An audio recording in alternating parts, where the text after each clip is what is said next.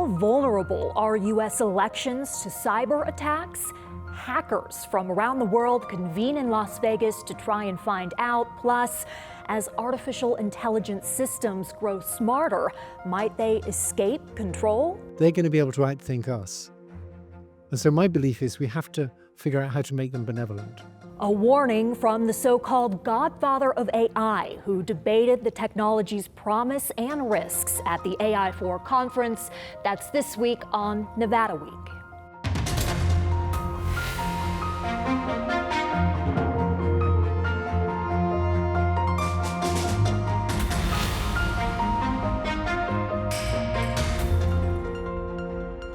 Support for Nevada Week is provided by Senator William H. Hernnstadt and other supporters.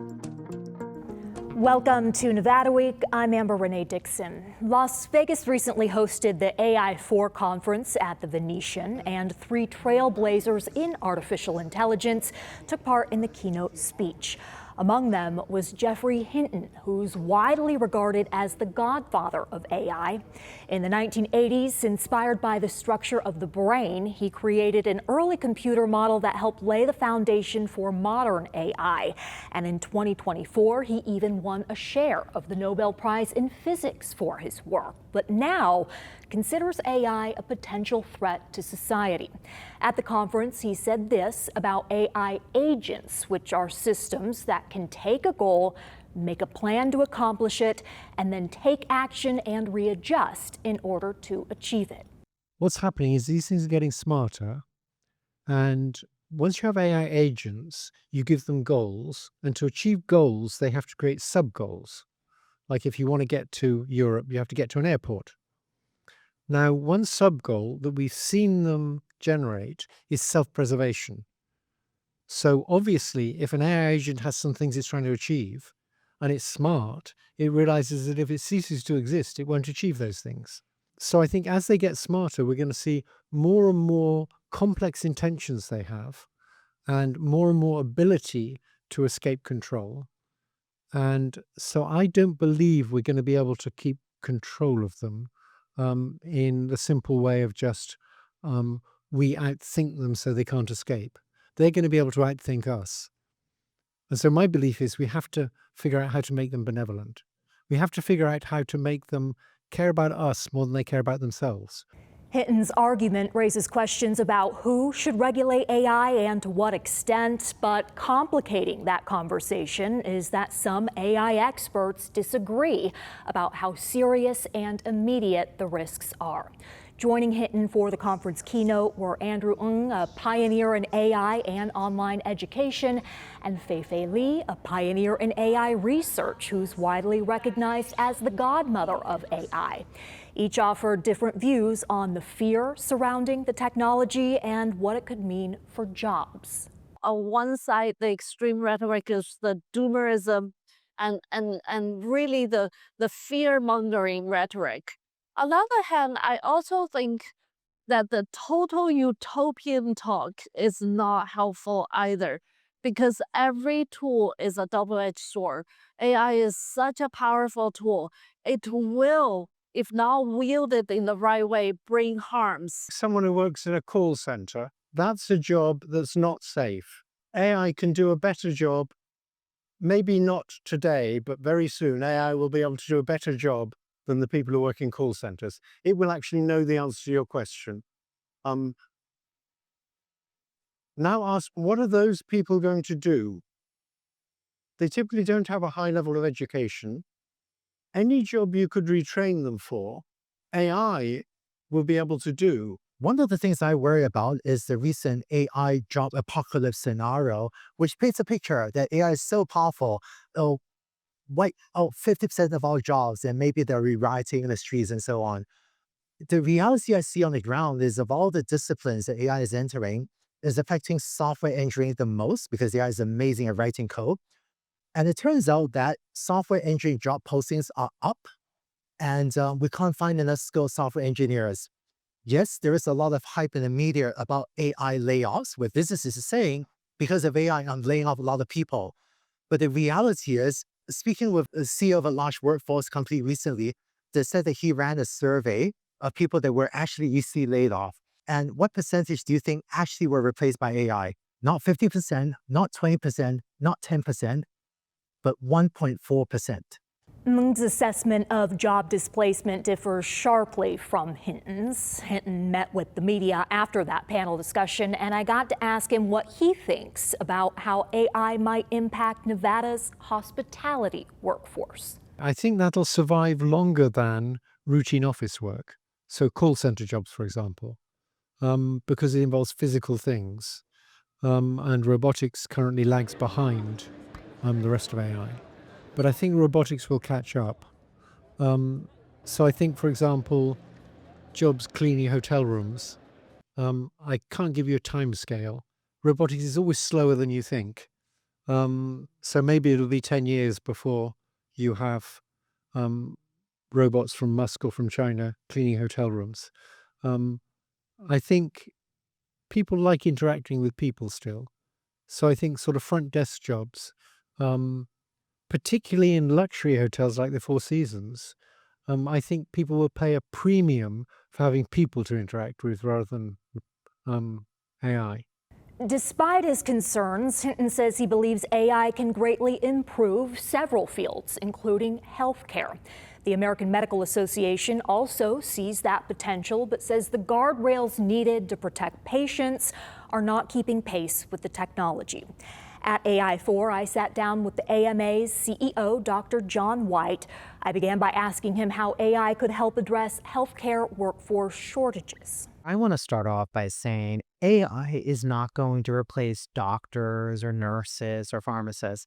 What I think they can do is actually help reduce that administrative burden, the amount of charting that nurses need to do, the amount of forms that I need to fill out as a doctor, that frees up more time for health professionals to see patients because we're not going to be able to churn out more doctors, nurses, and pharmacists in any short period of time, just given the amount of training. That's where I think they're going to help in these workforce shortages. When you think about how AI is being used in healthcare, can you give our viewers some examples that may surprise them of how it's being used? Some exciting ways that AI is being used, it's really assisting doctors make decisions. So, in terms of checking for polyps or checking for tumors and mammograms, an AI tool that helps the radiologist or the GI doctor find more tumors. That's what I think is really exciting. What keeps you up at night when you think about AI in healthcare and regulations that do not yet exist? Well, I don't get caught up, losing sleep over that there's going to be robots taking over the healthcare system. What I get frustrated by is the lack of trust in the healthcare system, the lack of trust in these institutions that we've had, the FDA, the CDC. So, where do patients go to get information? We have to acknowledge that patients are using generative tools. Before they used to use WebMD and Google. Now they're putting into a chatbot, hey, like what condition do I have? What do we know about the fidelity of that information? How do I know it's credible? That's what keeps me up at night because I think there's potential harm there too, as well as benefit. And there are documented examples of the harm that chatbots have caused when people are seeking medical treatment or mental health treatment. Where do you start with regulating that? And the AMA has been very involved, particularly in mental health chatbots. So let's be honest, this is to the point there's a shortage of mental health professionals, right? So let's not think that patients aren't utilizing these tools. They are. But what's the guardrails? What's the framework? So if someone's talking about something that might give the idea that there's something called suicidal ideation, that I might harm myself, you got to escalate that up to a real health professional. You need to make sure that it doesn't give them information as to how to harm themselves. And there's been data and instances where that's been shown.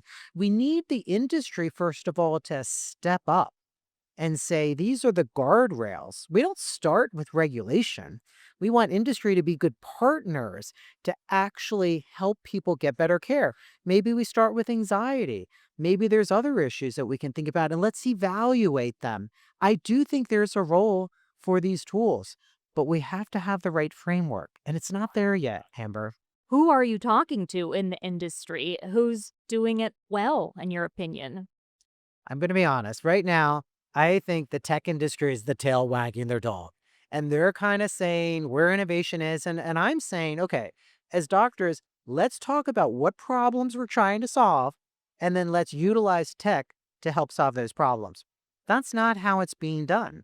What we need to do is to have physicians, have the medical community, and have patients working with tech from the beginning. We want to protect patients. This is about outcomes and patient safety as we're talking about health. It's our most important commodity. And what I often say to patients is, would you upload all your financial advice into some generative tool? But patients upload their labs, their medical records. They don't even take their name off of things. You won't do with your financial information. Your health is even more private. There's no expectation of privacy on many of these tools. How do I know they're not going to sell that information, market me products from that? So we need some guardrails there as well. The AMA represents physicians across the country. Does that mean that the AMA also supports a federal framework to regulate AI? What's a little tricky, Amber, is there's the practice of medicine, the practice of nursing, pharmacy, which are regulated by states. And some of these tools are getting dangerously close to practicing medicine. And AI should be augmented intelligence, helping support the doctor, not functioning autonomously, just making decisions. States play a role there because it's the practice of medicine. But the federal regulation also plays a role because most of these are tools or devices. And if we have a new framework about these devices, the FDA could preempt them from being utilized if they don't meet certain evidentiary standards. There is a company that has a pilot program in Utah where patients, if they participate in it, can ultimately have this tool that will renew prescriptions. Right now it's in a pilot, but ultimately without a physician ever looking at it, will just decide that whether or not you still need this statin or you need this antidepressant. We don't support that at the AMA. There's a lot of factors that go into renewing medications, but here's also the challenge, Amber. What's the problem they're trying to solve? Do patients not get their prescriptions renewed in a quick period of time? They do. Most data shows within 2 days. Is it reducing cost or improving access? That's not what this is doing. So here's an interesting technology, but what's the problem that we're trying to solve? Where's the physician in this? Dr. White did praise a Nevada law that took effect last year. Assembly Bill 406 says counselors, psychologists, and social workers in Nevada's public schools can only use AI for administrative tasks like scheduling and managing records. Meanwhile, the need for safeguards extends beyond AI. Last year, a cyber attack crippled several state government systems. Nevada's response to it is just one topic I recently asked cybersecurity expert Jake Braun about. Braun leads the University of Chicago's Cyber Policy Initiative, and at this year's DEF CON conference in Las Vegas, he unveiled a new program to help small water utilities defend themselves from cyber attacks. DEF CON is a long-running convention for hackers, and it's also where, in 2017, Braun helped launch the Voting Village, where hackers and researchers test election systems for weaknesses. It was launched in 2017 on the heels of the 2016 election interference from the Russians, where they hacked into election systems around the country and were able to exfiltrate data from voter registration databases and things like that. There's no evidence any votes were changed or deleted or otherwise manipulated, But we do know that these Russian hackers were able to get into voting systems and at the very least exfiltrate data. And so at the time, there was a lot of folks in the election industry who were saying that elections were secure and nothing could be hacked and everything was puppy dogs and roses. And the hackers know that that's not the case. And so we decided that we couldn't just say that, we had to show people. And so we went and bought a bunch of voting machines. And to this day, the voting village has never encountered a voting machine that it could not hack successfully. So there are still very real vulnerabilities in our election infrastructure that need to be addressed. And a lot of that requires federal funding to help improve security features of voting machines, network security of the election offices, and so on and so forth. So according to the DEF CON website, the Voting Village has been invited to testify to Congress about how to strengthen election infrastructure. What has actually changed as a result of the Voting Village? Number one, people became aware of the insecurity of the voting system. But two, it helped dislodge about $500 million in funding for voting equipment around the country back in 2018. And so DEF CON wasn't the only group that helped ensure that money got delivered to election offices, but they played a big role in highlighting the need. And so where has that money gone to improve what kind of infrastructure in particular? Yeah, I think that election offices have done a lot in terms of putting security on their network to stop the bad guys from getting in to begin with. There's also a lot more information sharing now about threats from the federal government to election offices that didn't exist before, and the infrastructure to share that information wasn't there before. Probably the most important thing, and this may be weird hearing from a cyber guy, was there's been a massive shift to paper ballots. And that analog solution is your best cybersecurity. The 2020 election, which President Donald Trump claims was stolen, where do you stand on that? Where were you at that time in your career? So I think that it's an incredibly complicated issue, of course, because there are real flaws in our election systems. There is real insecurities, and there are foreign entities like the Russians in 2016 who have exploited those entities. That being said, there's no evidence that the 2020 election was stolen or that votes were manipulated. And in my career, I was working for the Biden campaign at the time. You worked under two Democratic presidents, Biden and Obama, in cybersecurity. And so we may have viewers who think, well, of course he's going to say that there's no evidence that the 2020 election was stolen because he worked under Democratic presidents. What would you say to that? Go back and look at the evidence. Okay. Let's talk about the threats that do exist. And maybe we should first clarify the difference between manipulating votes and election interference. There's a difference there, and I'm not sure that's easily understood. What is it? So election interference could take any form. So for example, actually in 20, the Iranians did do a whole host of mis and disinformation around the election, but they didn't actually hack any voting infrastructure. Whereas the Russians in 2016 actually hacked voting infrastructure. And so that's kind of the difference. Any type of way you can make voters maybe not know what their polling place is, or think the time to go vote is wrong, or have bad information about a candidate that's untrue or something, that could be election interference. But the actual hacking of an election is when the computer equipment that underpins the election is altered or otherwise broken. The misinformation, though, what does that look like? I think I heard you on a podcast in 2024 talking about if there are long lines at a voting center, or there's something that malfunctioned, a piece of equipment that malfunctioned, and someone tweets out a picture of the long lines and says something to the effect that, oh gosh, who knows what's going on, we're hearing equipment may not be working. Then what happens after that? Well, the concern, of course, is that the conspiracy theories will get spun up about what's happened. And a lot of times, this voting equipment wasn't made like an F-16 plane or something like that with all these security features. It was made to be cheap and count votes. And so a lot of these machines just kind of break. And so I think the example you're talking about was in 2018 in Texas. One of the machines had kind of a glitch where the screen would kind of shake, or look like it would shake.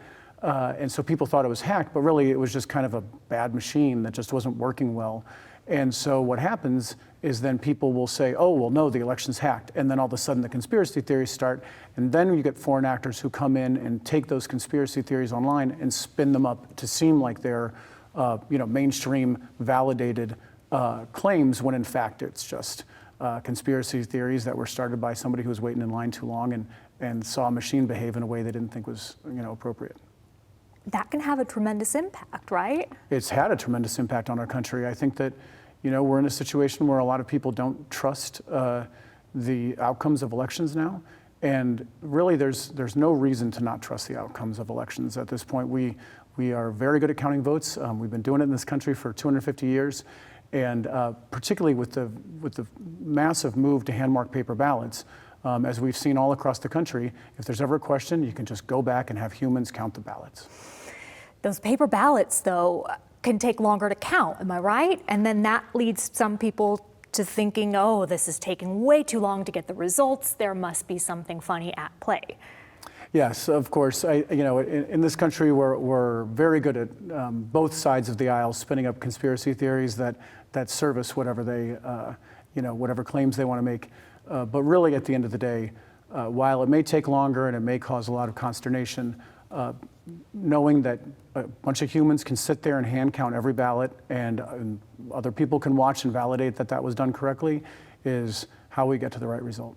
Okay, the state of Nevada had its own cyber attack last year, and several months later, the governor's office came out with a report about how it confronted it, saying that they achieved full recovery within 1 month, no ransom was paid, no evidence of successful extraction of the data or publication on a leak site, and in total, $1.5 million was spent on recovery efforts. Taking that all into account, what do you think about the state's response? Well, first and foremost, I want to applaud the governor and his team for not paying the ransom.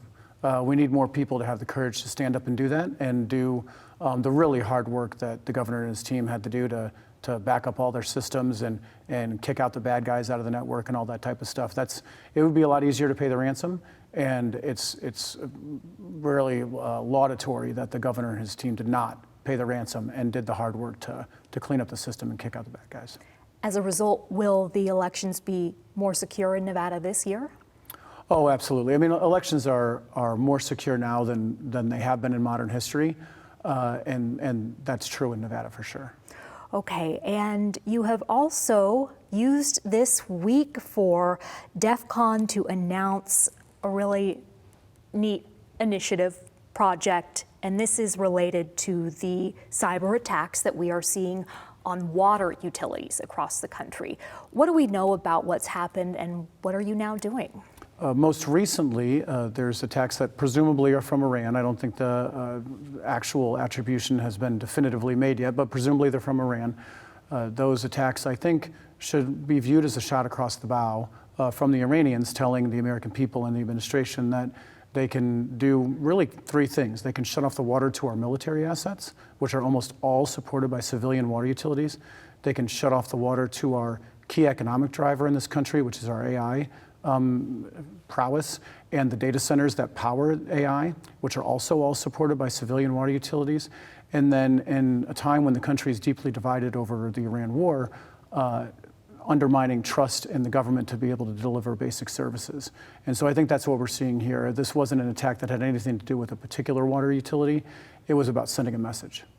And so you have come up with a way to fight this. I think its focus, though, is on small communities who are being hacked. Their utilities are being hacked. Why? And how does this project work? Sure. So there's about 150,000 water utilities in the country. So nearly all of them are small. There's a handful that are large, but almost all of them are small. And to secure those utilities, we spent 2 years with our DEF CON researchers working arm in arm in the trenches with water utility folks to figure out what would work. And what we found is that you really need to take the approach that you would to secure a small business, because that's really what most of these water utilities are, small businesses. And so we've set up a program called the Water Watch Center, where it's a nationally scalable program where we have these small cybersecurity providers that support small businesses today and also support water utilities today, who now are able to provide cybersecurity for free for small utilities around the country. Who's funding that? Several philanthropic funders are behind this. Craig Newmark Craig from Craigslist Wow. is one of the biggest funders of it. There's a few other philanthropies, and one of our funders is also DARPA, which is the research agency for the U.S. military, and they're funding us to do research on how we could potentially use AI to better secure these systems in a scalable way, because getting to 150,000 water utilities is no small feat. I think for people watching at home, this can all be very scary, and they may think there's nothing they can really do to help with this. Is there anything they can do? There absolutely is. Nowadays, cyber attacks aren't done on their own or in a vacuum. Cyber attacks are nearly always coupled with mis and disinformation from foreign actors, in this case, likely Iran. And so, as your viewers are seeing a social media post that was sent to them by their cousin or something, checking that information before they forward it on to everybody with reputable news organizations like yourself and others to make sure that information is accurate so that they don't inadvertently become an agent of the Iranian military is really important. So checking your information to not spread mis and disinformation for the Iranians is something that every person in Nevada can do themselves. To learn more about the Voting Village, visit vegaspbs.org. There you will also find the American Medical Association's newest policies on AI. For now, I'm Amber Renee Dixon. We want to thank you for watching, and we hope to see you next week on Nevada Week.